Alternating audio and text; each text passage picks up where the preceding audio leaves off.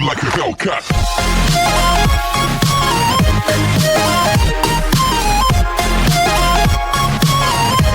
So part 17 की starting में हम देखते हैं कि हैजुन बहुत ही ज़्यादा परेशान है क्योंकि बहुत जल्द उसका एक काफ़ी बड़ा झूठ सभी के सामने आने वाला है।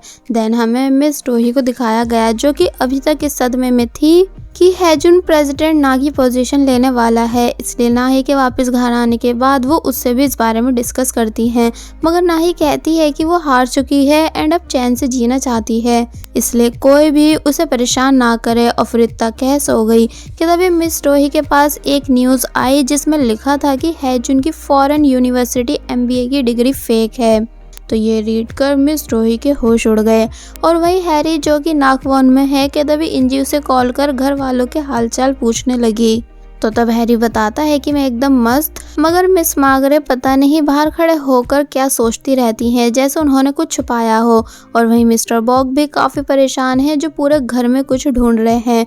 मगर हाँ, मिस्टर चॉय और उनकी वाइफ एकदम ठीक हैं क्योंकि उनकी बेकरी अच्छी चल रही है। और अगर बात की जाए वूजाई की, वो योलमू के लिए कुछ रेडी कर रहा है एंड बाका वो भी बिल्कुल ठीक है। मगर आज उसका बेटा योलमू कहीं खो गया था मगर अब मिल चुका है। तो ये सुन इंजी के होश उड़ गए कि क्या योलमू कहीं खो गया था, सही से सारी बात बताओ। तो तब हैरी इंजी को पूरी बात बताने लगा, मगर तभी बीच में रुक कहता है कि आखिर तुमने मुझे समझ क्या रखा है, यानी क्या मैं तुम्हारा कोई खबरी हूँ?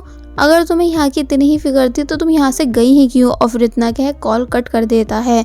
अब नेक्स्ट डे मिस्टर बॉग बारी बारी से सभी से ब्रीफ केस के बारे में पूछते हैं कि क्या किसी ने मेरा ब्रीफ केस देखा जो ब्लैक कलर का है, मगर सभी ने इनकार कर दिया कि हमें नहीं पता। तो तब मिस्टर बॉग और ज़्यादा परेशान हुए। और फिर जब जैसे आफ्टर ब्रेकफास्ट बाका स्ट्रॉलर के पास आई तो देखती है कि वूजाई ने स्ट्रॉलर पर नेम प्लेट लगा दी है ताकि अगर योलमू फिर दोबारा खोए तो आसानी से मिल सके। तो ये देख बाका खुश हुई एंड उसे थैंक्स कहने लगी। फाइनली हमें गुसंग होटल का सीन दिखाया गया जहां सभी लोग MBA की फेक डिग्री वाली बात से परेशान थे। इसलिए मिस ओइन कहती है कि कोई ये सब जानबूझ के करा रहा है ताकि हैजुन को बदनाम कर सके। तो तब प्रेसिडेंट ना भी यही बात कहने लगे कि हाँ, ये सब बातें झूठ है, यानी उनका हैजुन कभी ऐसा नहीं कर सकता। मगर मिस डोही बोलती है कि क्यों ना हम पहले इस बात को हैजुन से ही कंफर्म कर लें। और फिर जब जैसे ही हैजुन वहाँ आया जिससे पूछा गया कि ये सब न्यूज़ झूठ है ना, मगर हैजुन बताता है कि नहीं, यानी ये सब सच है, मेरे पास कोई MBA डिग्री नहीं, बल्कि आपको जो मैंने दिखाई थी वो फेक थी। तो तब ये बात सुन सभी के होश उड़ गए कि हैजुन इतना बड़ा झूठ कैसे बोल सकता है। हैजुन नीचे बैठ ग्रैंडपा से माफ़ी मांगने लगा और कहता है कि प्लीज़ मुझे पूरी बात एक्सप्लेन करने का मौका दिया जाए कि आखिर ये सब हुआ कैसे। मगर प्रेसिडेंट ना इतने ज़्यादा गुस्से में थे कि हैजुन को ज़ोर से थप्पड़ मार वहाँ से जाने को बोलने लगे क्योंकि उन्हें यकीन ही नहीं आ रहा था कि हैजुन उनसे इतना बड़ा झूठ कह सकता है। प्लस इससे गुसंग होटल की भी बहुत बेइज्जती हुई, इसलिए प्रेसिडेंट ना इस टाइम हैजुन की शक्ल तक नहीं देखना चाहते कि तभी अचानक उनके सर में बहुत तेज़ दर्द हुआ जिस वजह से वो हिल भी नहीं पा रहे थे। और वही नाही जो कि वूजाई के साथ टाइम स्पेंड कर रही है, जिसे भी जब जैसी हैजुन की न्यूज़ पता चली तो ये सुन वो शॉक रह गई एंड वूजाई भी ये सब जानकर हैरान था, इसलिए जल्दी से बाका को कॉल कर उसे भी सारी बात बता देता है कि इस टाइम हैजुन मुसीबत में है। तो तब ये जानकर बाका को हैजुन की फिक्र होने लगी। और वही हैजुन जो कि एक बार में बैठकर बहुत ज़्यादा ड्रिंक कर रहा है क्योंकि अब कोई भी उसकी बात सुनना नहीं चाहता और ना ही उस पर विश्वास करना चाहता है, इसलिए ये बात हैजुन को अंदर ही अंदर से हर्ट कर रही थी। अब नेक्स्ट सीन में डॉक्टर्स बाहर आकर बताते हैं कि प्रेसिडेंट ना को आराम की ज़रूरत है, इसलिए कोई भी उनको डिस्टर्ब ना करे। मगर डॉक्टर के जाने के बाद मिस डोही और मिस ओहिन की आपस में लड़ाई हो गई क्योंकि मिस ओहिन को लग रहा है कि मीडिया में ये खबर मिस डोही ने भिजवा के वायरल कराई है, जिनके बीच आकर इंजी इन दोनों को रोकने की बहुत कोशिश करती भी है, मगर वो खुद इन दोनों के बीच फंस गई। अब नेक्स्ट सीन में हम देखते हैं कि मिस्टर चॉय और मिस यांग उसी फायर प्लेस कुछ कुक कर रहे हैं जहां मिस यांग ने ब्रीफ केस को छुपाया है। और वहीं अंदर मिस्टर बॉग मिस मार्गरे को अपने पास बुलाकर उनसे पूछते हैं कि क्या तुम्हें मेरे रूम से कुछ मिला था, क्योंकि तुम्हारे अलावा यहाँ कोई ज़्यादा नहीं आता। तो तब जाकर मिस मार्गरे एक्सेप्ट करती हैं कि हाँ, उस ब्रीफ केस को मैंने ही छुपाया है, क्योंकि मैं नहीं चाहती कि तुम बैंक से लूटा हुआ पैसा यूज़ करो। तो ये सुन मिस्टर बॉक हैरानी से कहते हैं कि क्या तुम मुझे चोर समझ रही हो? अरे यार, वो पैसे मेरे नहीं बल्कि किसी और के हैं, यानी मेरा ब्रीफ केस गलती से किसी और के ब्रीफ केस से एक्सचेंज हो चुका है। बट ये सब हुआ कैसे, मुझे कोई आइडिया नहीं। तो ये सुन मिस मार्करे हैरान थी। फिर जब जैसे ब्रीफ केस निकालने बाहर आई कि तभी देखती हैं कि उसे तो आग में जलाया जा रहा है, इसलिए उन्होंने शोर मचा दिया कि अभी आग बुझाओ। तो तब वो जाए जल्दी से आग बुझाता है। मिस्टर बॉक बताते हैं कि अंदर ब्रीफ केस है, इसलिए उसे जल्दी बाहर निकाला जाए। तो फिर मिस्टर चॉय ने जब जैसी ब्रीफ केस बाहर निकाला, मगर बैग के गर्म हो जाने की वजह से वो उनके हाथ से छूट गया, जिस वजह से सभी पैसे बाहर गिर गए। तो तब इतने सारे पैसे देख सभी की आंखें चार हो गईं कि इतना सारा पैसा यहाँ कैसे। हैरी गोल्ड उठा के कहता है कि अरे ये तो सच में गोल्ड है, मगर मिस्टर बॉक उससे सभी गोल्ड और पैसे को वापस रखने को बोलने लगे, ये बताकर कि कुछ भी गायब मत करना, क्योंकि आई थिंक ये सब चोरी का है, जिस वजह से तुम्हें जेल भी हो सकती है। तो तब वो सभी लोग पैसे और गोल्ड को वापस बैग में भर देते हैं। देन मिस मार्करे ने सारी सिचुएशन एक्सप्लेन की, जिसे सुन सभी हैरान थे। और जब जैसे बैग लेकर अंदर जाने लगे कि तभी विजय नोटिस करता है कि कुछ बैग में रखना रह गया है, जो कि और कुछ नहीं बल्कि कांग का फेक पासपोर्ट था, जिसे देख विजय शॉक रह गया कि इसका मतलब ये ब्रीफ केस वही है जिसे ढूंढने के चक्कर में कांग वेयर हाउस से बाहर नहीं आया था। इसलिए प्रेजेंट में ये सब याद कर विजय यहाँ काफ़ी ज़्यादा परेशान था। और वहीं बाका जब जैसे वापस नाकॉन आई तो देखती है कि हैजुन बाहर उसका वेट कर रहा है। बाका हैजुन के पास आई तो तब हैजुन उसे काफ़ी इमोशनली देखने लगा और पूछता है कि क्या तुमने आज की न्यूज़ देखी? अगर देखी है तो पक्का तुम भी मुझसे डिसअपॉइंट होंगी। मगर बाका बताती है नहीं, यानी मुझे पूरा भरोसा है कि तुमने ये सब जानबूझ के नहीं किया, बल्कि तुम्हारे कुछ रीजंस रहे होंगे। तो ये सुन हैजुन और ज़्यादा इमोशनल होने लगा कि क्या सच में तुम मुझ पे ट्रस्ट करती हो? तो इस पर जब जैसी बाका ने हाँ में जवाब दिया तो ये सुन हैजुन डायरेक्ट रोते हुए बाका को हक कर लेता है कि थैंक्स मुझ पे ट्रस्ट रखने के लिए, यानी तुम्हें आइडिया भी नहीं कि मैं इस टाइम कितना ज़्यादा डरा हुआ हूँ। और फिर बाका को पूरी स्टोरी बताने लगा कि वो क्यों MBA की स्टडी पूरी नहीं कर पाया। देन बताता है कि मेरा एक बेस्ट फ्रेंड था जिसे मैं अपना भाई मानता था, क्योंकि उसने हमेशा मेरी बहुत हेल्प की। पर जब एक दिन हम आफ्टर क्लास लोकल रेस्टोरेंट गए कि तभी वहाँ कुछ गुंडे आ गए पैसे लूटने के लिए, जिनके पास काफ़ी सारे हथियार भी थे। तो तब ये देख मैं बहुत बुरी तरह डर गया और समझ नहीं पा रहा था कि अब आखिर क्या करूँ।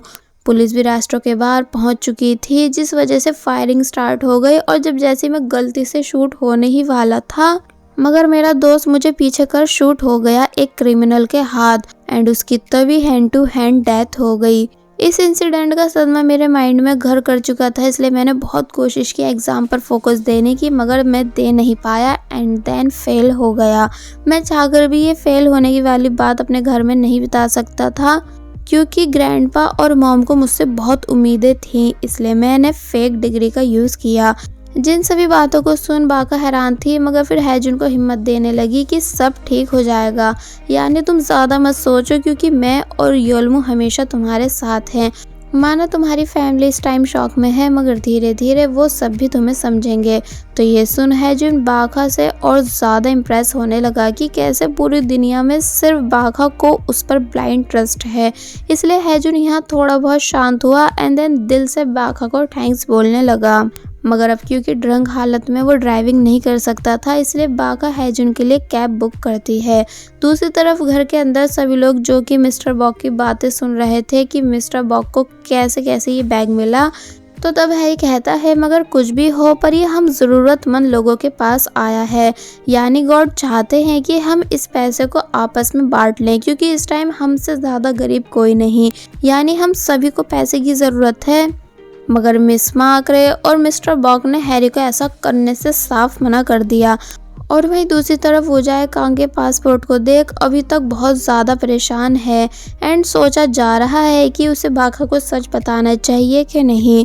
और वहीं बाका जो कि हैजुन के साथ कैब के आने का वेट कर रही थी। तो तब हैजुन पूछता है कि क्या तुम प्लीज़ कुछ देर के लिए मेरा हाथ पकड़ सकती हो, क्योंकि इससे मुझे हिम्मत मिलेगी वापस घर जाने की।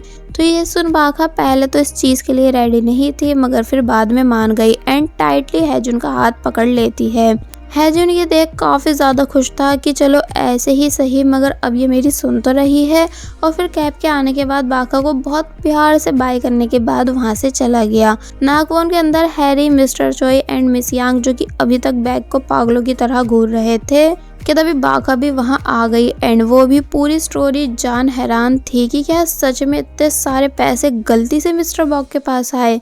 अब नेक्स्ट सीन में प्रेसिडेंट ना जो कि अपने रूम में है, तो तब इंजी उनकी पूरी केयर कर रही थी कि तभी हैजुन फिर से प्रेसिडेंट ना के पास आकर उनसे माफ़ी मांगने लगा और कहता है कि प्लीज़ मुझे एक मौका दिया जाए सभी बात को एक्सप्लेन करने का।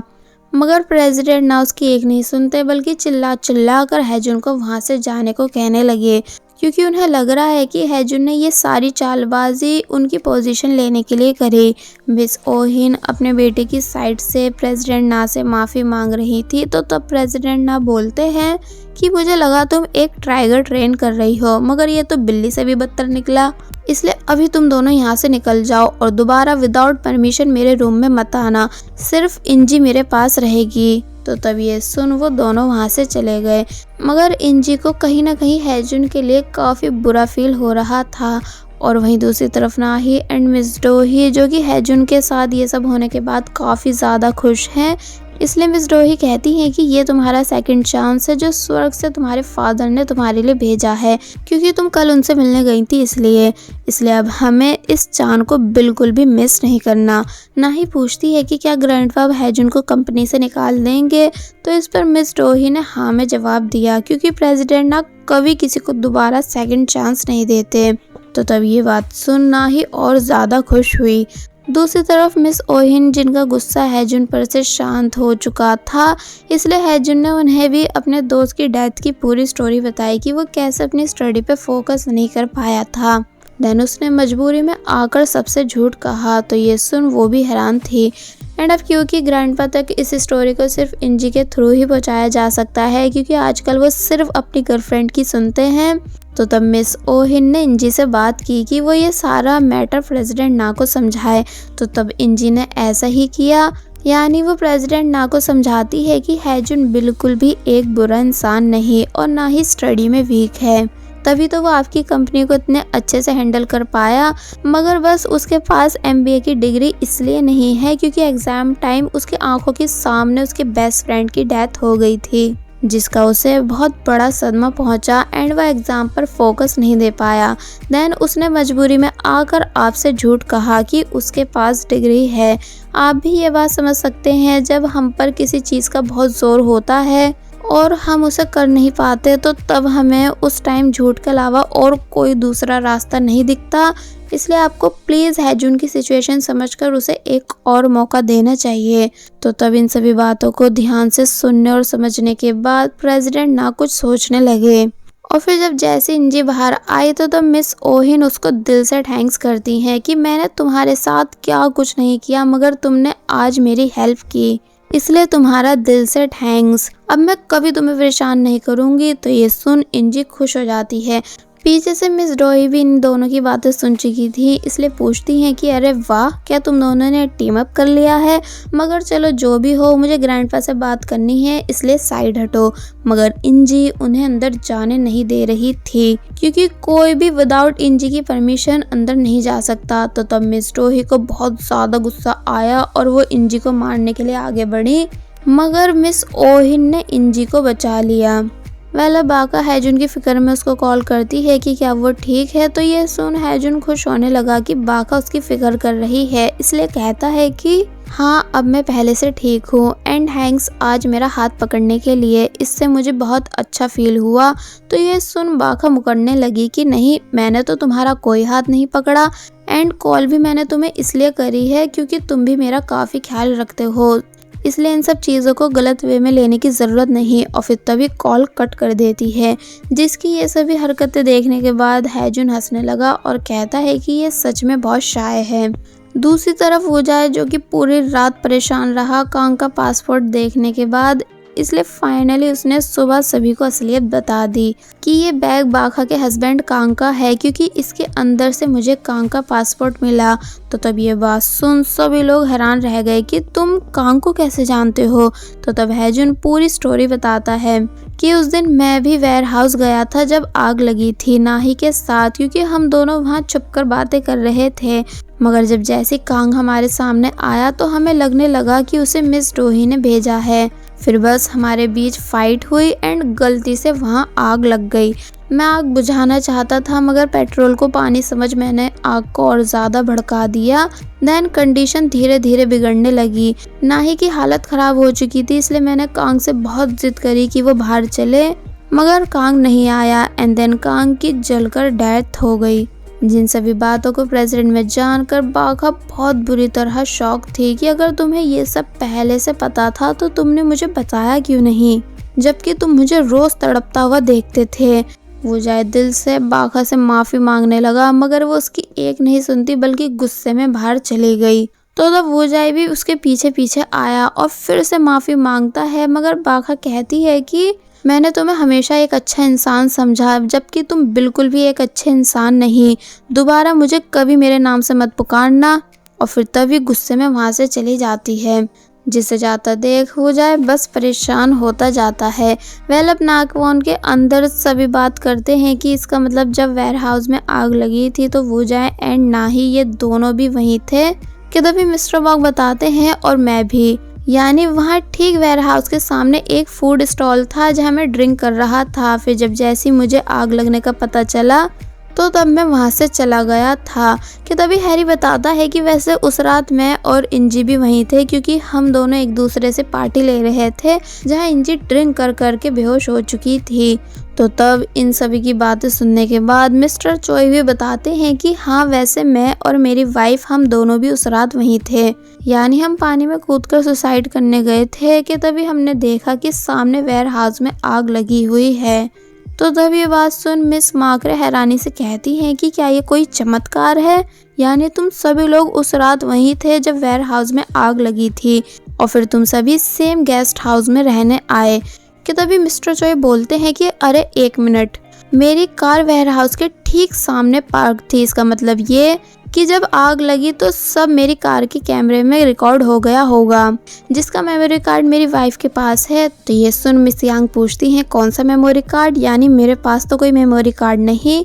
तो तब मिस्टर चोई अपने रूम आकर कार्ड ढूंढने लगे क्योंकि उन्हें बहुत अच्छे से याद है कि कार बेचते टाइम उन्हें मेमोरी कार्ड वापस दिया गया था। कि तभी फाइनली उन्हें वो मेमोरी कार्ड फ्रिज के अंदर से मिला। तो ये देख वो सभी खुश थे क्योंकि अब इसकी हेल्प से सभी को पता चलने वाला है कि आखिर कौन कांग का बैग वेयर हाउस से लेकर भागा था। दूसरी तरफ मिस ओहिन एंड हैजुन जब जैसी डिनर के लिए आए तो तब मिस डोही और नाही उन दोनों का मजाक बना रही थी। मिस ओहिन को बहुत गुस्सा आया मगर हैजुन ने उन्हें चुप करा दिया। फिर जब जैसे प्रेसिडेंट ना डिनर के लिए आए तो तब उन्होंने अनाउंस किया कि वो हैजुन को सेकंड चांस देंगे क्योंकि इंजी के समझाने पर वो समझ चुके हैं कि हैजुन अपने दोस्त की डेथ की वजह से एग्जाम पर फोकस नहीं दे पाया था। तो ये सुन मिस ओइन हैरानी से इंजी की तरफ देखती है कि इंजी ने सच में मिस ओइन की मदद की, इसलिए वो यहाँ इंजी से काफ़ी खुश थी। मगर मिस डोही को ये सब सुनने और देखने के बाद बहुत ही ज़्यादा गुस्सा आया। प्रेसिडेंट ना आगे बताते हैं कि मैं चाहता हूँ कि हैजिन फिर से फॉरेन कंट्री जाकर अपनी MBA की स्टडी पूरी करे और इस बार सभी को रियल डिग्री लाकर दिखाए। तो ये सुन हैजुन हैरान हुआ मगर मिस डोही बहुत ही ज़्यादा खुश कि फाइनली अब उनके बेटे को प्रेसिडेंट ना की पोजीशन लेने का एक और चांस मिल चुका है। मगर हैजुन वापस रूम आकर खुश नहीं था क्योंकि अब वो बाखा से लव करता है, इसलिए उससे दूर नहीं जा पाएगा। तो तब हैजुन के एक्सप्रेशन नोटिस कर मिस ओहिन कहती है कि कुछ भी हो जाए तुम्हें स्टडी पूरी करने फॉरेन कंट्री जाना ही होगा, अगर तुमने ऐसा नहीं किया तो तुम अपनी माँ का मरा मुंह देखोगे। तो ये सुन हैजुन और भी ज़्यादा कंफ्यूज एंड परेशान होने लगा और बस फिर इसी के साथ पार्ट 17 यहीं पर एंड हो जाता है। There was a time when you had me falling to the ground.